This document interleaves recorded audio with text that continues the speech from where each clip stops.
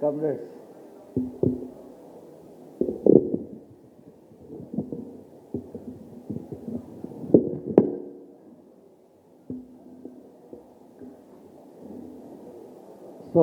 సోదరులారా, తెలుగు స్వల్పమే వచ్చి, so I will speak in English.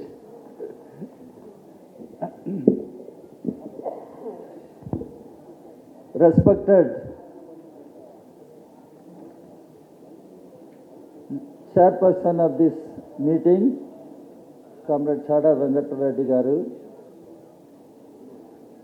former General Secretary of our party, Comrade Sudhagar Reddy garu,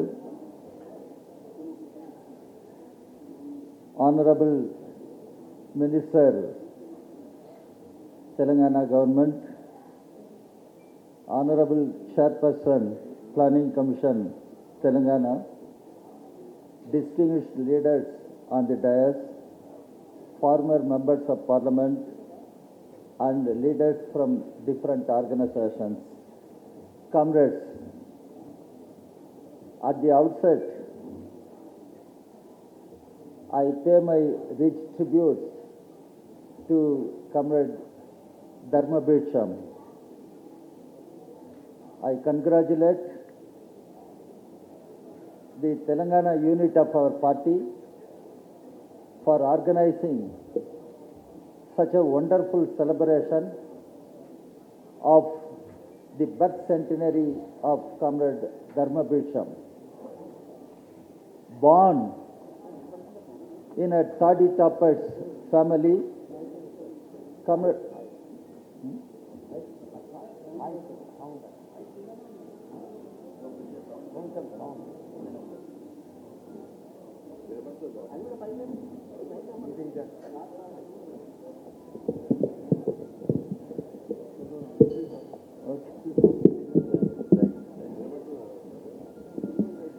I'm sorry.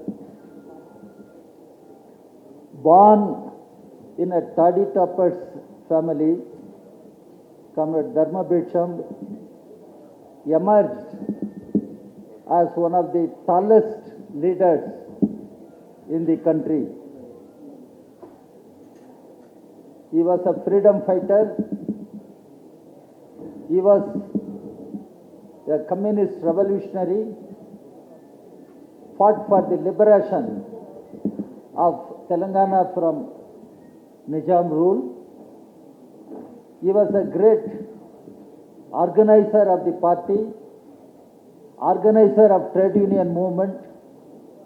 He was member of the Legislative Assembly. He was member of the Parliament, and he was a journalist. He was a great speaker in Telugu and English, and such a wonderful person, Comrade Dharma Bhiksham. I had the opportunity to have personal interaction with Comrade Dharma Bhiksham. As Member of Parliament, he used to stay in Vithalbhai Patel House, Delhi. I used to stay there, still I am staying in Vithalbhai Patel House. During those days, I used to meet Comrade Dharma Bhiksham frequently. I used to discuss many issues. I used to learn many things from his rich experience. He was a very simple comrade, very soft-spoken comrade, but having strong commitment to communist ideology and strong commitment to socialism. A person with values, a person with commitment to the cause of toiling masses of our country. That is Comrade Dharma Bhiksham. I pay my rich tributes on behalf of the national leadership of the Communist Party of India. Comrades, when we remember Comrade Dharma Bhiksham, when we pay our rich tributes to Comrade Dharma Bhiksham, We should draw lessons from his life. We should draw inspiration from his life. Today, the country is confronting with many challenges. Nation is facing many challenges. The BJP, RSS combined is ruining the Republic of India. The BJP, RSS combined is subverting the constitution of our country, subverting the democratic polity of our country. This is the biggest danger the country is facing today. The BJP, RSS combined already aggressively they are changing the character of Indian state, Indian government. Our constitution clearly defines Indian state is a secular state. Indian state is a welfare state. But BJP, RSS combined now ruining our republic, changing the character of our state. Now they try to make India as a theocratic state. They try to destroy the secular democratic fabric of our constitution and the country. And they try to give a de facto status to one particular religion. Dr. Ambedkar made it clear that religions should not be identified with politics. Religions are religions. They must be neutral. Government is government. State is state. They must be neutral. State, government, politics, elections must be away from religions. But BJP, RSS combined is trying to polarize the people in the name of religion. They try to communalize, and they are communalizing the whole society and the nation as a whole. That is the biggest danger country is facing. We need to fight this danger emerging from BJP, RSS combined. And again the constitution says any government must ensure all means of livelihood to all our citizens, men and women. But Mr. Modi and his government have become the government of corporate houses, big business houses. They do not care for the poor people, toiling masses, whether they are workers or farmers. They do not care for the young people of this country. Look at the present budget given by Modi government. This budget is a disastrous one. It is not going to help the country. It is not going to reverse the economic course, and poverty is on increase, unemployment is on increase, economy is in shambles, deep crisis.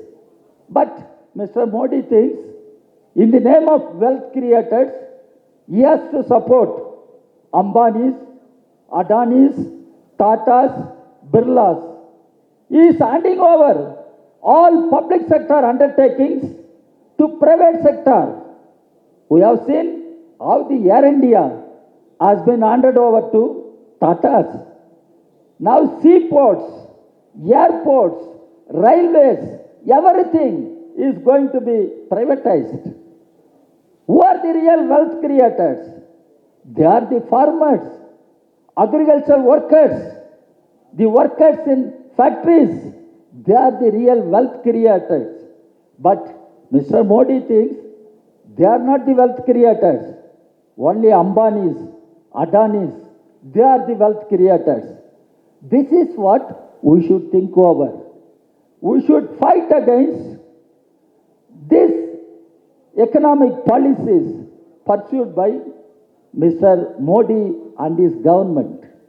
And Indian people need to be saved. India needs to be saved. The one more danger that is coming up, that is the attack on federal principles of our governance. India is India. There are many languages. There are many cultures. India is a country with tremendous diversities. It is a multilingual country. It is a multicultural country. It has multi-dimensional facets of history. But Modi thinks one nation, one culture, one nation, one language, one nation, one religion, one nation, one tax. Now they have been talking about one nation, one election. One nation, one election. What is this? People should try to understand. What is this Modi and his government are trying to do? I speak in Hyderabad. I have been listening about Telugu. The Subramanya Bharati, the great poet of Tamil Nadu, he spoke about Telugu, Sundara Telugu. That is what Bharati said. But Modi thinks, no, Tamil is not important, Telugu is not important, only Sanskrit is important. And they want to impose Hindi, Hindutva on every section of our people. This is a big danger. That is why they are targeting the federalism. Federalism. Constitution is very clear. India, that is Bharat. Union of states. Union of states. But Mr. Modi, BJP, RSS combined, do not recognize this. They don't agree.